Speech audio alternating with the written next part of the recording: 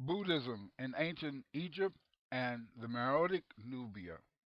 Archaeological and textual evidence support the presence of East Indians and Buddhists in Egypt and the Meroitic Sudan.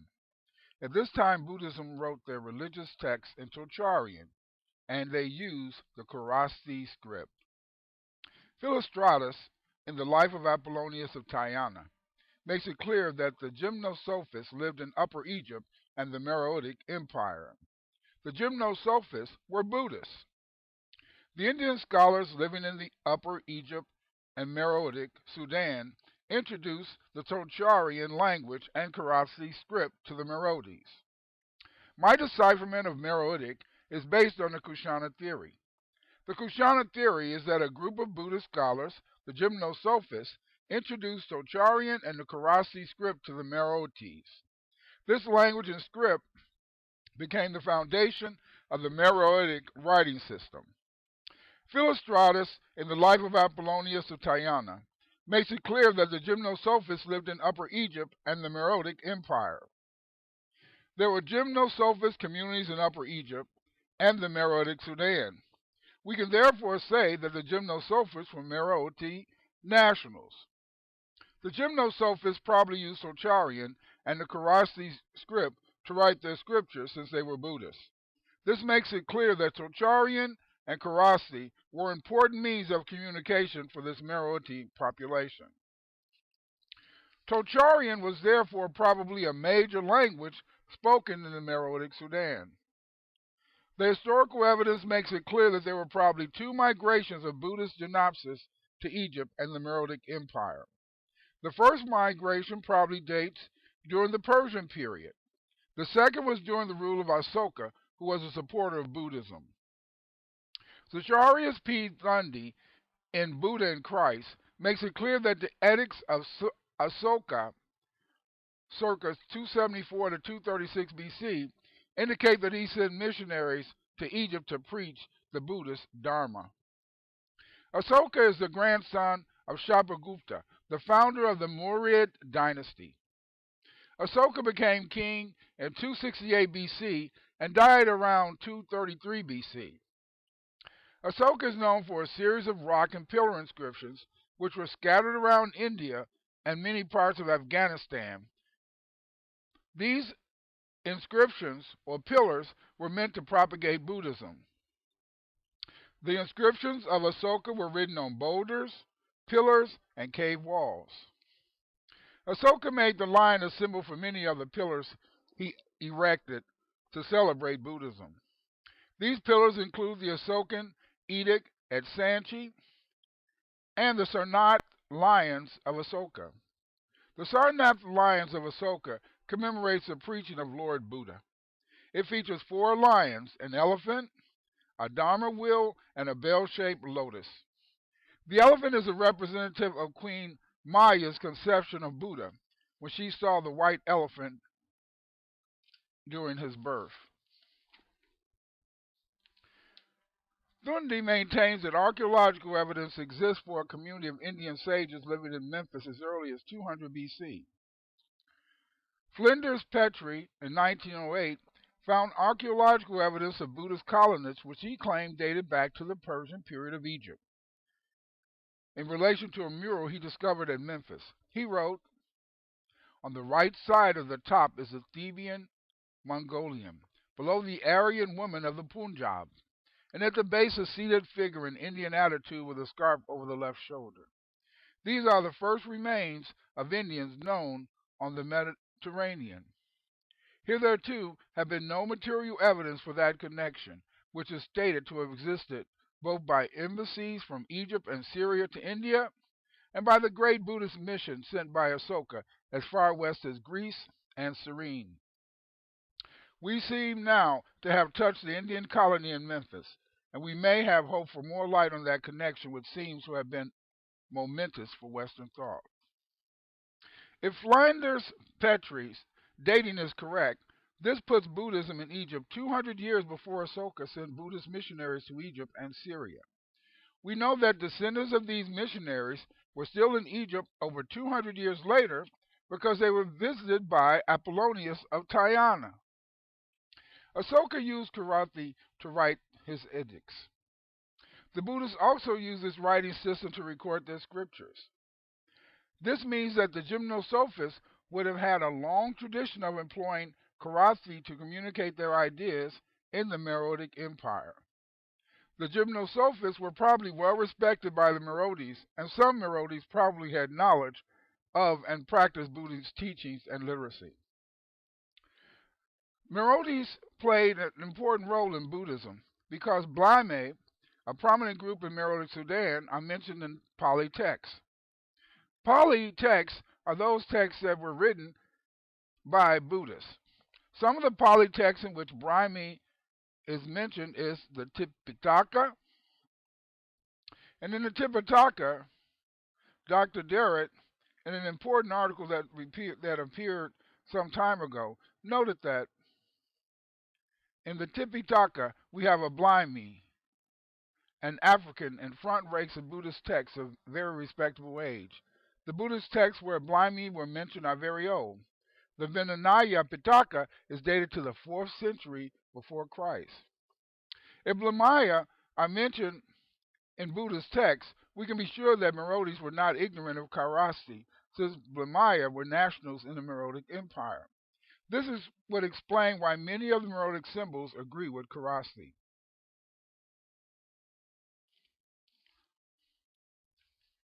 The Tocharian language was written in Kharosthi script. This script was used to write the Gandharian Buddhist text. According to Glass, the Kharosthi script appears fully developed in the Asokan inscriptions of Shahbaz Gahi and Mansekra. These inscriptions date back to the 3rd century BC. It continued to be used in Gandhara, Kushan, and Sogdian. Glass provides evidence that Kharosthi writing dates back to the first Brahmi inscriptions of India. The fact the writing was used in India by Asoka to produce rock edicts demonstrates that Kharosthi was in use long before the introduction of Meroitic script to Kush. Moreover, given Flinders Petrie's evidence that Buddhist missionaries were settled in Egypt during the Persian period, the edicts of Asoka, these missionaries would have used Kharosthi to write their literature. Wellesby in the Kingdom of Kush notes that only 4 of the Meroitic letters resemble the equivalent Egyptian Demotic signs. But more than 4 Meroitic symbols match Kharosthi, the writing system of the Buddhists. Albin, in an article published in the Meroitic newsletter, noted that did a comparison of Meroitic and Kharosthi and discovered that 34 out of the 42 signs, or 81% of the Kharosthi and Meroitic signs, matched. By itself, find that Meroitic is written in Tocharian would be an important discovery. The fact that Meroitic was written in Kharosthi is quite interesting because most Tocharian texts are written in Kharosthi. Both occurrences offers additional support to the Tocharian origin of Meroitic writing, given the analogy between the signs and presence of a sizable Gymnosophist Buddhist.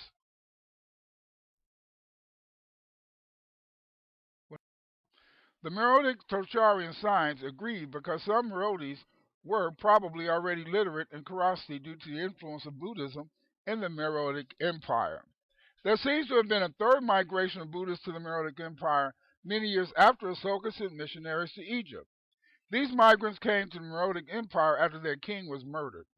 The principal group in Central Asia that practiced Buddhism and used Karathi were the Kahshanna people. The Kahshanna wrote their literature in Tocharian. Flavius Philostratus, the author of the Vita Apollonia, claimed that the Gymnosophists of Meroe originally came from India. Given the fact that the Kahshanna had formerly ruled India around the time that the Meroitic writing was introduced to the Kushite civilization, led to the hypothesis that some of the ancestors of the Gymnosophists may have been Kahshanna philosophers. The historical evidence of the Kahshanna having ruled India made the classical references to the Indians, the Gymnosophists, and Meroe an important source for the construction of alternative theories about the possible location of the cognate language of Meroitic outside Africa. I theorize that due to the claims of the classical writers that some of the Meroites came from India, that these Indians probably introduced the Meroitic writing system. There is external evidence which supports my theory for a third migration of Gymnosophist Buddhists to Meroe of Kahshanna origin. According to the life of Apollonius, the Indian Gymnosophist Meroites were formerly led by King Ganges, who had repulsed the Scythians who invaded this land, India, from across the Caucasus. Philostratus also made it clear that the Indians of Meroe came to this country after their king was killed. The presence of this tradition of an Indian king, of the Indian Meroites conquering the Scythians, predicts that the Indian literature should record this historical episode. This prediction is supported by a Jaina text called the Kalakalekhya Karthanaka, which reports that when the Scythians invaded Malwa, the king of Malwa, called Vikramaditya, defeated the Scythians. This king, Vikramaditya, may be the Ganges mentioned in the life of Apollonius. Confirmation of the Ganges story supports the classical literature evidence that there were Indianized Meroites who had helped spread the Tocharian trade language to the Meroites. Let's look at this whole idea of Buddhists in the Meroitic Sudan. The epidemic lion temple of Naga has much Buddhist symbolism. It is here at Naga epidemic temple that we probably find that Buddhism was worshipped by many Meroites. The front of the epidemic temple has Queen Amanatori on the right and King Natakamani on the left. The rear view of the epidemic temple has epidemic between Queen Amanatori and King Natakatami. On this relief, epidemic has 3 heads and 4 human hands. This figure corresponds to the 3-headed figures associated with the Buddhist reliefs and the various edicts sent out by King Asoka. The 3-headed epidemic compare favorably to the Asoka edicts. Some of the Asoka edicts include lion figures, like the lions of Sarnath. The Asoka lions in Buddhism are associated with regality, strength, and power. On the side of the Naga Abidemak temple, we see Abidemak leading some Meroite gods before Natakamani. Along the side of the Abidemak temple in Naga, we see at the front entrance an interesting figure of Abidemak in the form of the serpent. This Abidemak figure is coming out of the lotus in the form of a serpent with arms. Abidemak has a lion head and human arms and hands. The Abidemak Naga temple is the best preserved Abidemak temple. The Abidemak temple has usually 1 or 2 rooms. In Buddhism, the lotus is very important. The lotus represents purification of the mind, spirit, and body. The open blossom signifies full enlightenment. Among the Meroites, there are other symbols that show the worship of Buddhism in the Meroitic Empire, including elephants, footprints, and the swastika. The swastika is seen on the funerary stela of Mataye. In Buddhism, the swastika represents good luck. It also symbolizes the footprints of Buddha. The elephant in Buddhism is a symbol of strength of the mind. It also represents nodal gentleness and denotes one on the path of spirituality. Footprints are found at many Meroitic religious sites and throughout the Meroitic Empire, like the footprints of Kasra Ibrahim. In Buddhism, footprints symbolize the physical presence of the Enlightened One. The inscribed footprints of pilgrimage found in many Meroitic sites may relate to pilgrimage by Meroitic Buddhists. In addition to the classical mention of the Indians settling Upper Egypt and Nubia, and Asoka's edict sending missionaries to Egypt, We also have a hoard of Kahshanna coins that were found on the floor of a cave at the present monastery shrine at Debre Demo in modern Ethiopia in 1941. This suggests that Tocharian coins were in distribution in many parts of Africa during the Meroitic period. There were other Indians in Egypt in addition to Gymnosophists, Buddhist communities in Upper Egypt and Nubia. For example, at Qasir el-Qadim, there was a large Indian-speaking community. The Indians were in Egypt writing messages in their own language around the time we see a switch from Egyptian hieroglyphics to the Meroitic writing system. All of this supports the tradition of the Meroites that speak of a Kahshanna Indian philosophers among the Meroites passed on to us by Philostratus. In conclusion, there is textual and archaeological evidence acknowledging the presence of Buddhists in Upper Egypt and Nubia in ancient times. Evidence for the presence of Buddhists include 1.